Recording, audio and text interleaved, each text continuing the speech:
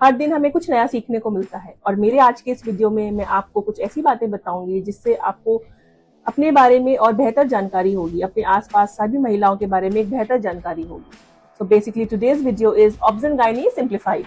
तो बेसिकली मैं आपको ये वीडियो 4 पार्ट्स में बताऊंगी एंड हर पार्ट में मैं गायनी और ऑब्स के कुछ एस्पेक्ट्स डिस्कस करूंगी, जिससे आपको एक बेहतर आइडिया हो जाएगा कि कब डॉक्टर को कंसल्ट करना है, कब उनके फॉलोअप में रहना है एंड कब आपको हॉस्पिटल में एडमिट होना है, बिकॉज इसकी बहुत अवेयरनेस की कमी है। तो अगर बात करें गायनेकोलॉजी की, यानी कि स्त्री रोग, तो गायनेकोलॉजी में किन प्रॉब्लम्स के लिए अपने डॉक्टर को कंसल्ट करना है? नंबर 1, अगर आपको पीरियड्स की इरेगुलरिटी है यानी इरेगुलर पीरियड्स है। नंबर 2, अगर आपको पीरियड्स के साथ बहुत सीवियर पेन की प्रॉब्लम है। नंबर 3 इज अगर आपको पेल्विक पेन है यानी लोअर एब्डोमिनल पेन, पेडू का दर्द है। नंबर 4, अगर आपको परसिस्टेंट व्हाइट डिस्चार्ज की प्रॉब्लम है या उसमें इचिंग हो रही है या there is foul smelling discharge, तो आपको अपने डॉक्टर को कंसल्ट करना है। अगर आपको एब्डोमिनल स्वेलिंग है या आपका पेट फूल रहा है या आपको फील हो रहा है कि पेट में कहीं कोई गांठ है, देन अपने गायनेकोलॉजिस्ट को आपको कंसल्ट करना है। तो फ्रेंड्स, ये तो वो सिम्टम्स हैं जिसमें आपको अपने गायनेकोलॉजिस्ट को कंसल्ट करना है फॉर योर गायनेकोलॉजिकल प्रॉब्लम्स। एक बहुत इंपॉर्टेंट चीज है जो ध्यान देने वाली बात है कि जो किशोरावस्था में जो लड़कियां हैं, जो एडोलेसेंट गर्ल्स हैं, उनकी मदर्स बहुत परेशान रहती हैं उनके पीरियड्स की रेगुलरिटी को लेके, पीरियड्स की प्रॉब्लम को लेके। So you just go to a gynaecologist, get yourself counselled. Medicine नहीं लेने हैं। कई बार ये चीज बहुत कॉमन है, अर्ली एज में पीरियड स्टार्ट होते ही बहुत सारी प्रॉब्लम्स रहती हैं। So get yourself counselled, take proper adequate medications, extra medicine ना लें। Now we will discuss about the obstetrical problems, यानी कि प्रेगनेंसी से रिलेटेड सारी प्रॉब्लम्स। सबसे पहले आप समझिए कि प्रेगनेंसी को हम ट्रीटमेंट के पॉइंट ऑफ व्यू से 3 पार्ट्स में डिवाइड करते हैं, first, second and third trimester. So आज हम फर्स्ट ट्राइमेस्टर के बारे में बात करेंगे। First trimester starts as soon as you test yourself in the pregnancy test. अगर वो पॉजिटिव है तो अपने डॉक्टर से मिलिए एंड गेट योरसेल्फ बुक्ड। अब इसमें हमें अलर्ट कब होना है कि हमें अगला कब दिखाना है। अगर आपको सीवियर एब्डोमिनल पेन हो रहा है या एक तरफ पेन हो रहा है ज्यादा, या राइट में या लेफ्ट में, अगर आपको ब्लीडिंग या स्पॉटिंग की प्रॉब्लम हो रही है, अगर आपको बहुत एक्सेसिव नॉजिया या वॉमिटिंग हो रहा है कि कुछ भी खा रहे हो एंड वॉमिट हो जा रहा है।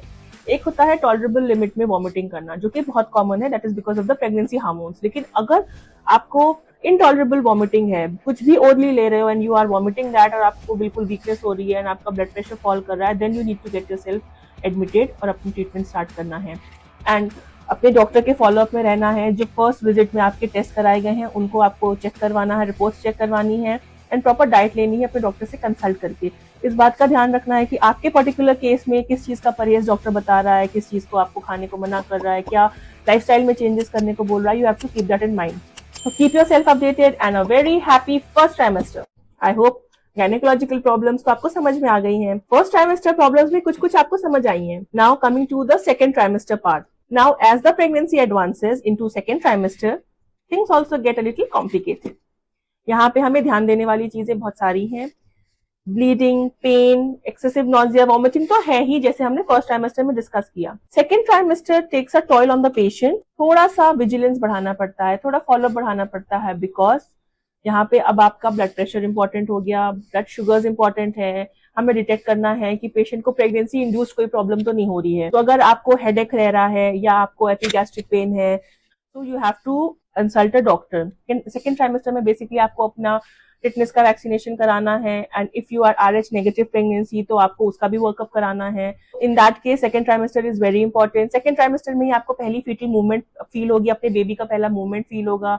तो एक इंपॉर्टेंट चीज आ जाती है सेकंड ट्राइमेस्टर में कि एकदम से अगर आपको मूवमेंट अच्छा फील हो रहा था एंड देन अचानक से कम होने लगा, तो हमें अलर्ट होना है कि कहीं बेबी को कोई प्रॉब्लम तो नहीं है। So this was about the second trimester. So now it's time for the third trimester, जहाँ पे सबको बेबी के आने का तो इंतजार होता है, बट हमें अलर्ट भी होना है कि बेबी के आने से पहले कोई बड़ी प्रॉब्लम ना हो जाए, because the patient is already carried the baby for the last 6 months। तो now the most important thing, अगर बच्चे का मूवमेंट कम है या ब्लीडिंग हो रही है या पेट में दर्द हो रहा है या लीकिंग हो गई है, ये तो हमें पता ही है, लेकिन इसमें एक इंपॉर्टेंट चीज ऐड हो जाती है थर्ड ट्राइमेस्टर में, आपकी इचिंग नहीं होनी चाहिए। पेशेंट अक्सर कंप्लेन करती है कि मैडम हाथ में, पैर में, पेट पे खुजली हो रही है, उसे नजरअंदाज नहीं करना।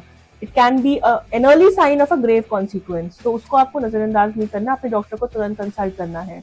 देन थर्ड ट्राइमेस्टर में एक और इम्पॉर्टेंट चीज है, जो कि वैसे तो सेकंड ट्राइमेस्टर से स्टार्ट हो जाती है, बट मेनली हम इसे थर्ड ट्राइमेस्टर में नोटिस करते हैं ज्यादा। दैट इज स्वेलिंग, पैरों में स्वेलिंग, पेट पे स्वेलिंग, फेशियल स्वेलिंग। तो बेसिकली हमें वर्कअप करके ये डिटरमिन करना है, ये डायग्नोस करना है कि ये स्वेलिंग फिजियोलॉजिकल स्वेलिंग है या पैथोलॉजिकल है। Physiological swelling with rest with time अपने आप रिजॉल्व हो जाती है, but pathological swelling needs further evaluation and timely management. So friends, medical science is very complicated and very unexpected. जो मैं आपके साथ डिस्कस कर रही हूँ, all these are the danger signs जहाँ पे हमें अलर्ट होना है। कई बार होने को कुछ भी नहीं होता, all the pregnancies are uneventful and we just think कि डॉक्टर हमें डरा रहा है, बट ऐसा नहीं है। हमें जहाँ पे प्रॉब्लम्स आ सकती है उसके लिए अपनी तैयारी रखनी है, हमें प्रिपेयर रहना है कि अगर कोई कॉम्प्लिकेशन हो तो हमें उसे कैसे डील करना है, because your patient is our responsibility, their good health is our concern. So keep yourself healthy and keep yourself updated and keep following your amazing gynac.